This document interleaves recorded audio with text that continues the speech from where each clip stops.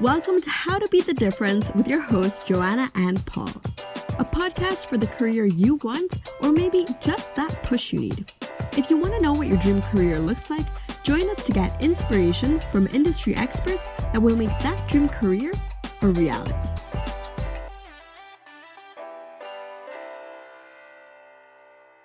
Hello and welcome to How to Be the Difference with your host, Johanna Molina and Paul Linsky. I nearly jumped in and stole your and. Johanna, how are you doing today?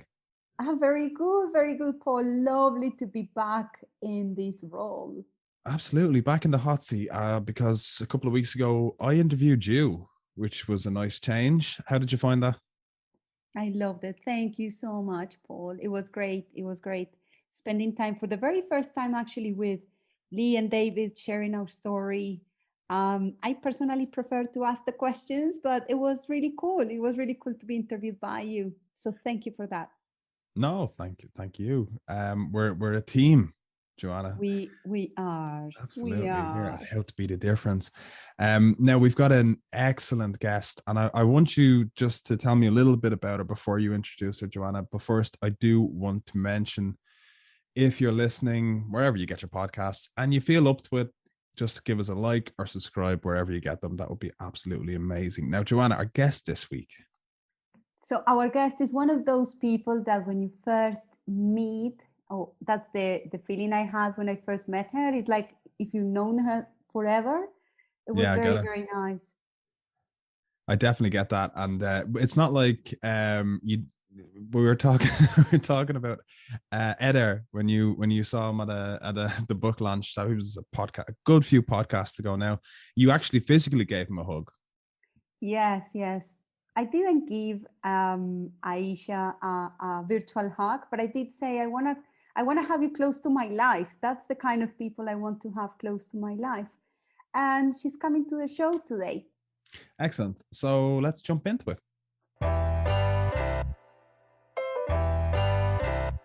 Aisha Williams is an entrepreneur, futurist, and a sustainability activist. Aisha is dedicated to reimagining the future of impact and sustainability as the founder and CEO of ImpactVest, an impact mission-driven fintech group. Aisha is a United States-born scholar, which led to a prestigious diplomatic public service career. Along with a glowing academic career, studying in the likes of Switzerland and Germany, to name a few, Aisha believes that impact investing is a catalyst for change across sectors, providing measurable social returns that support her vision of a sustainable, inclusive, and resilient future. Aisha, it's so nice to have you here with us today. Please tell us whereabouts in the world are you? So I am in Paris, and it's so nice to be here. So thank you, Johanna, and thank you, Paul. I'm excited to share about my background, experience, and what we're working on here at ImpactVest and the field of impact investing. And actually, we're very much on the kind of the fringe of the impact investing industry and incorporating different sectors and industries. And so it'll be exciting to speak about that today. It's really nice to be here. Amazing. We're so excited to hear you. So let's start with that, with your background. Tell us a bit more about your background. Sure. So I'll go back here. So I'm originally from Chicago. I'm an American. And I started my career in the Foreign Service. And so I worked in the Department of Defense and the State Department, and I was posted in South America. I traveled quite a lot, and then in South Africa, and then the Middle East, and I had about an 8-year service term. And I was in what we call in the Foreign Service the PR cone. So I was the kind of the public face of the Foreign Service in my cone or sector, and I was involved in a lot of public-private equity deals, right? Because a lot of times that the government serves as the underwriter to a lot of deals, private equity deals who go into foreign markets. And that is where I saw kind of the power of private equity to be able to make real change, right? But there was a real difference between the amounts of private equity coming into the partnership or deal and what we actually saw deployed on the ground, because I was the one on the ground actually setting up a lot of programs and educational sort of schools and things for women and children to either go back to work or help with childcare and things like that. And so I actually was involved in a lot of initiatives such as these. And when you're in the public service, you actually have to start with the outcomes of what you want to achieve with your program, right? You have to say, well, these are the amount of, let's say, entrepreneurs that we want to help. This is the outcome of the products and services that they are going to create. So that's what we start with, and then we look for the funding. And so I think it's very similar with NGOs that we were focused on. And what I noticed in private equity when I came out of my service term and I became certified in sustainable finance is that there's very little focus on measurable outcomes of the investment. And so if anyone is following ESG and impact investing, you hear about the rising amounts of sustainable assets under management, right?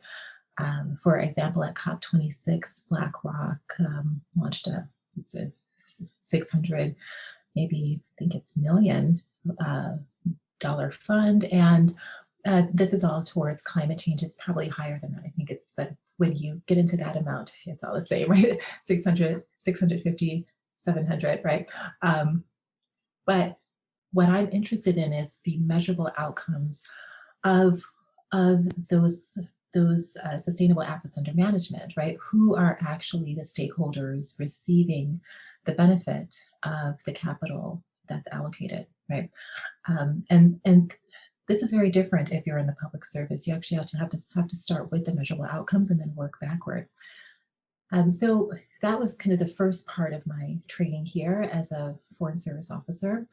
And I really intended to stay in the Foreign Service. I kind of dreamed of working in the Foreign Service. That's all I wanted to do. I studied international studies in school, Champaign, Illinois, right? So maybe it was all of the farmland around us in Illinois. I am from Chicago, but we're surrounded by farms. So I kind of really dreamed of traveling and being in the Foreign Service, and it was really kind of all I wanted to do. And I had lots of great experiences, but it was very frustrating not being able to receive the capital that we needed to actually deploy the programs that we wanted to. So after my service term ended, I chose not to renew my service and then go into sustainable finance, where I really saw the power of private equity being able to solve a lot of these issues and challenges.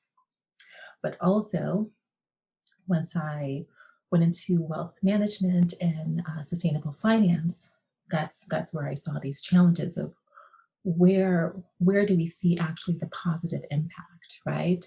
It's very, very easy to have metrics and standards and guidelines, but when we get to the measurable outcomes and positive impact, it's not spoken of, as often as it should be. And so Impact Fest is really a combination of both. I would say I've actually included a lot of my foreign service experience here, being on the ground, and then my sustainable finance experience here, and brought both together to be able to create a company that focuses on positive change and actual kind of real measurable outcomes that come out of an investment, right? So that's kind of a bit about my background. That's why I tell my team often that you never know where your career is going to take you, right? So you just have to really follow your passions, and it'll kind of always lead you in the right direction.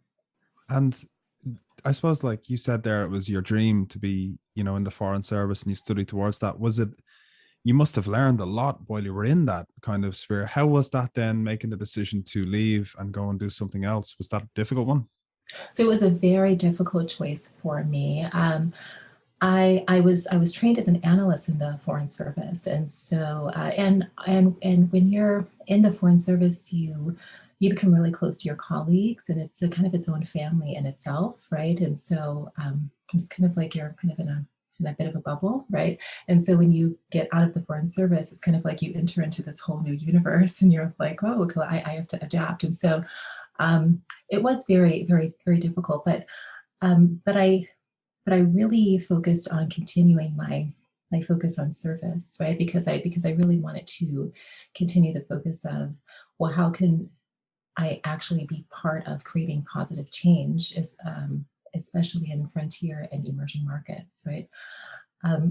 It was a difficult choice, but I think anyone who's worked in public service knows about the bureaucracy and red tape that can be involved when you're in public service, right? And so the career change was one that I knew I was going to take, but I also knew that I wanted to go into an industry in the private sector that was closest to the service that I had come out of, which is sustainable investment. And then I also wanted to push the boundaries in terms of pushing it probably a bit more toward the public sector here of measurable outcomes in order to measure the impact that an investment has, right? Which is a new area, I think, of impact investment, very, very difficult to implement, which I'll get into. Absolutely, let's get into it. And very brave, definitely very brave move. Tell us, what is impact investing, and also what motivated you to create Impact Vest? And so impact investing is, well, first of all, I think it's good to kind of think about a spectrum of investing. And so we have more traditional investing that I would say most investing now is more towards ESG. But ESG is the incorporation of impact criteria within an investment decision, but you're not specifically focused on the outcomes of it. And so that's the kind of the middle of the spectrum in sustainable investing. And impact investing is kind of the hardest area to actually, we call, have a mandate in, that you require the financial return that you would have been able to receive within a traditional investment portfolio, but you also require the measurable outcomes of that investment, right?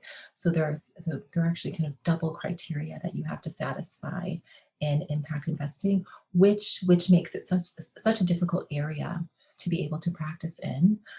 For example, when I received my certification through the University of Zurich, the Center for Sustainable Finance and Private Wealth, my cohort was probably 10 of us, right, with a kind of a strict mandate of creating portfolios specifically focused on impact investing, because to have that double criteria is difficult.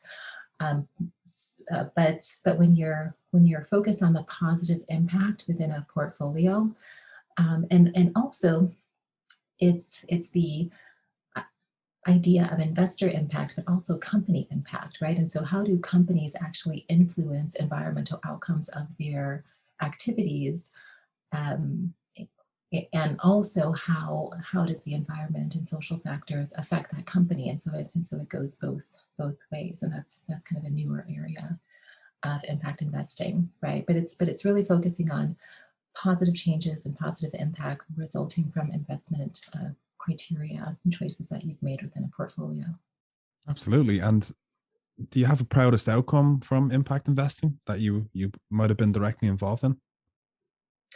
So I actually, when I was a foreign service officer, we actually did a lot of a form of impact investing, right? And so I think the sector really comes out of public service. I think when you get to NGOs, when you get to philanthropy, it's really close to philanthropy. It's kind of right on the other side of it, right?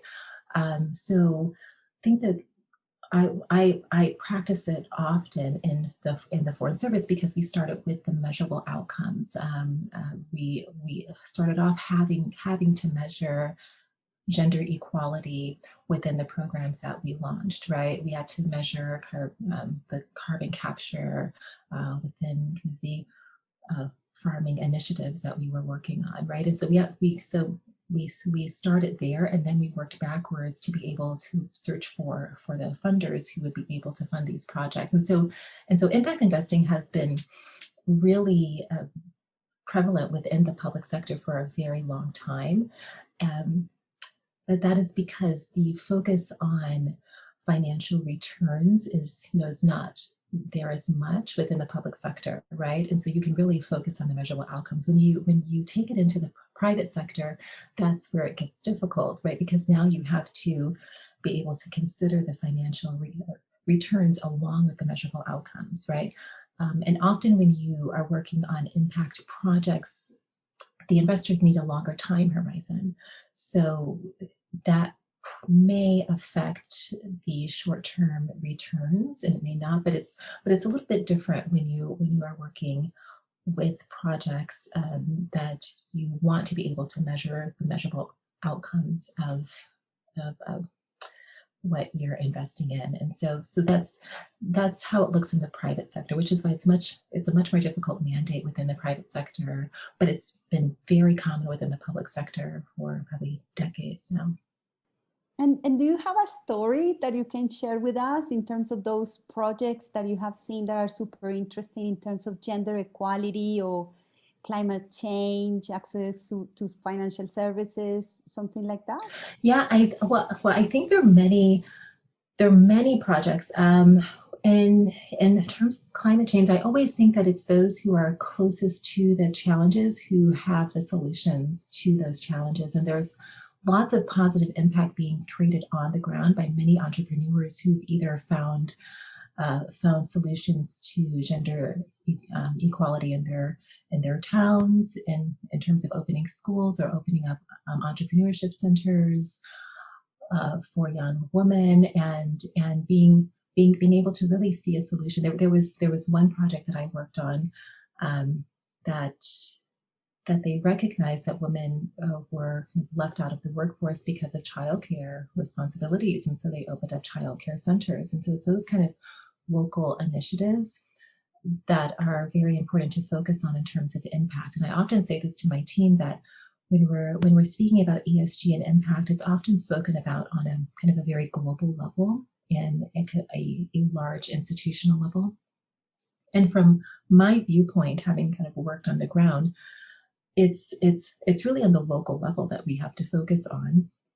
But then that becomes a challenge in terms of scaling local initiatives, because those businesses may not have the same kind of scaling potential that they would have otherwise, because they are focused on the positive impacts first, right?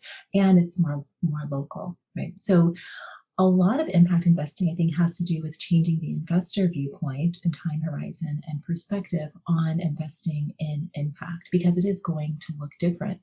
But then, like I say to my team, it should look different. If we're going to progress in investing, it does mean that viewpoints and perspectives have to shift in terms of what is considered a good investment, right? And that means taking a look at the capital markets themselves, which I'll speak about, that I kind of talk about a lot, and I'm writing a journal article on this, about the structure of the capital market system and how it really hasn't shifted within the last 50, 60, 70 years, and how can we have true impact within kind of a legacy capital market system that was not built for it, right? It was not built to be transparent. It specifically wasn't built to optimize capital toward positive impact and local impact. So that's why we focused on decentralized finance, which I am a fan of, and we are really innovating in this space. But there are many different local projects that I worked on, mostly having to do with gender equality. I worked on a few climate initiative projects. I worked with a lot of farmers. That's kind of something I work with my team a lot on. That when we speak about climate change, it's, if you speak to a farmer, they know very well about the effects of climate change and crops, and they can tell you what is coming and the kind of the changes that they've seen. So it's those kind of initiatives that I think are very, very important to be able to speak to those who have been the most affected, and they have very creative solutions for all of the SDG challenges, right? And it's kind of getting their voices kind of up to the institutional level that we're working on here at Impact Fest, because I think it's very important. I think their voices have been lost in the SDG kind of 2030 goals, because the conversation has been kind of taken over by institutional investors who I mean, how can they actually know what solutions are required at the institutional level, right? And so it's kind of all of those local initiatives that are truly having a positive impact on the stakeholders around them that hold the key, right? But we have to kind of clear the air here and kind of let their voices be heard, because it's really the only way that I think we're going to be able to reach the SDG goals. And I speak about this a lot, that the SDG financing gap is at 2.5 trillion. It hasn't budged. It's actually slowly rising because of the pandemic. But then we have rising amounts of global assets under management, sustainable assets under management, expected to triple. I think sustainable assets under management will be probably a third of total assets under management by 2025. But the SDG financing gap has not budged, right? So you have a large amount of capital, sustainable assets under management, that are rising quickly every year, that are not being optimized toward closing the SDG financing gap, right? So there's a real challenge there within the capital market system of all of that capital has to be unlocked. The question is, why is it not being unlocked? Why is it not being optimized? Why is it not efficient in actually going towards projects that have real solutions towards the SDGs? Because if you kind of look at the numbers, it's clear that kind of there are large amounts of sustainable assets under management that are not budging, right? And so who are they going to? And that's why I really started to focus on the capital market system itself and kind of the foundations that we all live within, to look at why we have those inefficiencies in the capital markets, and how can we make the investment process more transparent to see why that capital is not being unlocked toward closing the SDG financing gap. And in terms of your team members as well, you mentioned here about working with locals, and I know you're a big advocate, a truly advocate for diversity, and I will say that diversity is also at the core of your innovation. We've been working on projects in this regard. Why do you think that working with a diverse global team is important for you? Oh, so it's actually one of the most important things for me is to have a very diverse team. Something that I also brought from the Foreign Service, but just in general, we tend to work with teams that we always say that you have to cover your blind spots, right? And so we all have our own biases. Because I'll really give a good example that, the app that we're creating, we are talking about the different features, and then one of my teammates brought up, well, what if the electricity goes out and then you lose all of your data? And we had not thought about that because I'm in Paris. We're all mostly in Western Europe and from North America, right? And we hadn't thought about that. What if you have no electricity for days? What do you do? So those are the kind of things that are really important when you have a diverse team, because you see things from different viewpoints, and it's very important, I think, to also with the definition of what impact is, right? Because we all have it's different for every individual, every country, every city, even within the same country, between rural and urban. And like I tell my team, I'm always interested in looking outside of finance, and I'm interested in very diverse viewpoints, and for us to just be able to speak about our own life journeys and viewpoints, and to be able to add that to the product building process, even the methodology process in terms of the investment process, because we're launching our first fund here, and so to be able to build our own thesis, and it's very, very important to be able to have a diverse global team. It was one of the first things that I focused on. Now that we are from about 10 countries, I'm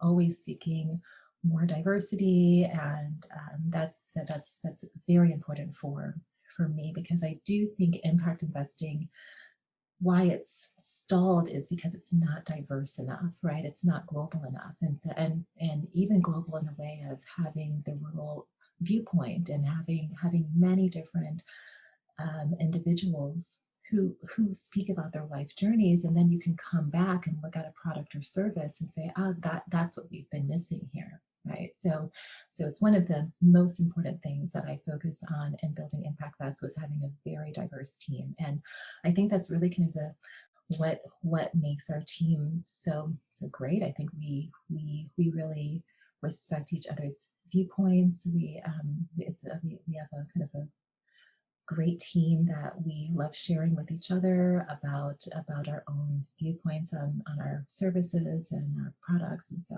I think it's important for any company to be very diverse and global. I think it's necessary, especially in the field of impact investing. I think it's sorry, absolutely. Yeah, I was just going to say as well, it's fun as well, meeting all these people from different backgrounds and cultures. It's really great. Definitely. I love, being able to really speak to my teammates about the countries that they live in and the experiences that they've had. And so, it is a lot of fun meeting people from all over the world. So I think it's one of the best things about building a diverse team. That's it. And the world is small now. Before we let you go, I'll just ask you one more question, and then we can wrap up. But I suppose, like, what gets you out of bed in the morning? So where is your focus? Like, what are you really excited about going forward? So I can say I really love innovation. I love being able to think about different ways that we can advance impact investing. Right now, we're working on a lot of innovations with NFTs and tokens and sustainable investing, and we're really excited. I really like looking outside of finance for ideas and then bringing it into finance and making those innovations. I really love entrepreneurship. I think it's fascinating to be able to create theory in sustainable investing and to be able to really advance the sector and industry. And also to kind of push it towards positive impact. I think coming from my experience in the Foreign Service, there are so many entrepreneurs with amazing ideas, and I really do believe if we give them a platform to be able to share their solutions, we will be that much closer to solving the SDGs, right?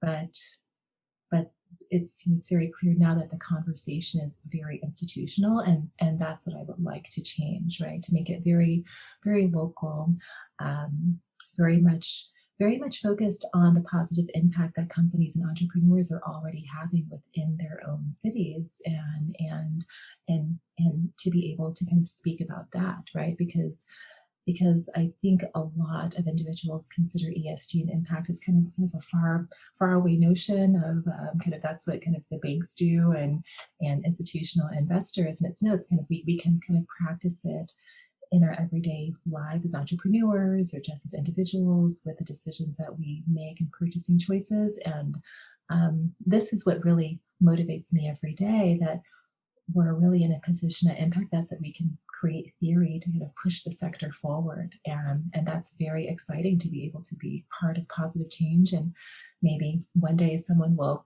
look at Impact Fest and be inspired to kind of keep on going, right? But I think that's really important, just to kind of be part of a movement for positive change and to just kind of keep it going.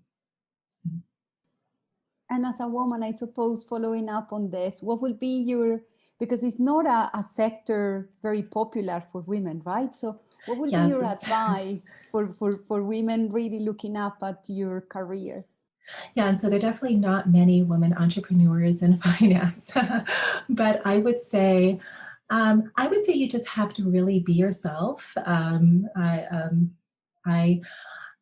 really kind of don't compare myself to my colleagues in my field. I think it's important to really be passionate about the ideas that you really want to stand for. And I do think that you always have to, we kind of have a bit of tunnel vision here, and you have to know where you're going, and you have to know your goals, because there are not many women entrepreneurs, but I can say that there are a lot of allies, and I have a lot of great colleagues in the industry. I do think, though, that I think as a woman entrepreneur, you really do have to be very focused on your goals and know where you're going, because it can be a bit lonely seeing no other women entrepreneurs to be able to speak to, right? And but at the same time, I always think that finance is one of the last sectors that really has to diversify. So, and it kind of, if you kind of take a stand as a woman and say, hey, I'm here, and I'm a mentor to a few women who want to create businesses and want to really get into impact investing. And I think it's kind of this idea of kind of making the path forward, and being able to say, you can do it, and this is what it looks like. And but I do think to kind of really stand for what you believe in, and to really know where you're going, it kind of really helps in finance, and to kind of really stand out. I think to not be afraid to use your voice, and to not be concerned with what someone may think, right? And so that's kind of how I approach things, and I think that's probably the most important kind of tip I can use, is just to kind of really not be afraid to use your voice, and just kind of walk on your own path, and other people will come with you and walk with you. So that's But I do think that slowly but surely finance is becoming more diversified, and especially I do think that sustainable investment probably is the most diverse area of finance, because there's so many kind of qualitative factors. It's a bit easier, I think, as a woman to be an entrepreneur in this field, because I would say even most of my colleagues have probably come from nonprofits or the public service, or we've come from a different area into finance, right? And so it's kind of a combination of a lot of different areas here. But yeah, I think I am always very excited when I see other women wanting to go into finance, and I think the more diversity that we have in investment services, especially in investment, because that's where all the capital is that needs to be deployed. And so it's hard to have change if we can't finance projects.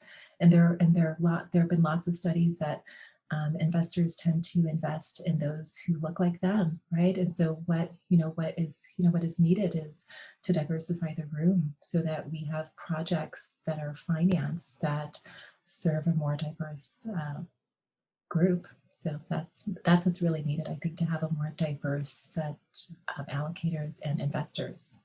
Right? Amazing.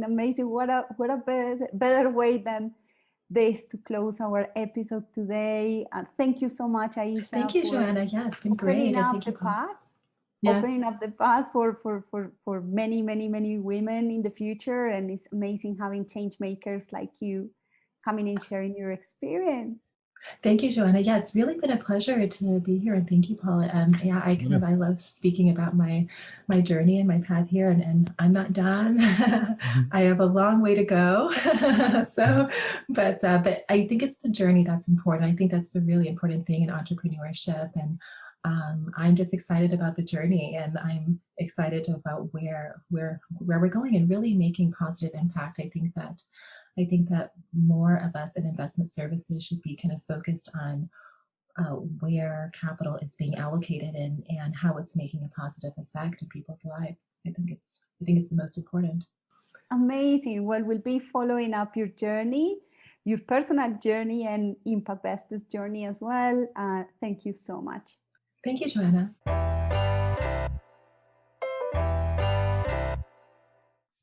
That was the brilliant Aisha Williams. Absolutely lovely talking to her, wasn't it, Johanna? Yes, absolutely. Super inspirational. Thank you so much, Paul. Thank you too as well, Johanna. And thank you also to Aisha. You can catch us at How to Be the Difference at theinterngroup.com or on social media at The Intern Group. And until next time, Until next time, bye-bye. Thanks a million. Good luck. Thanks.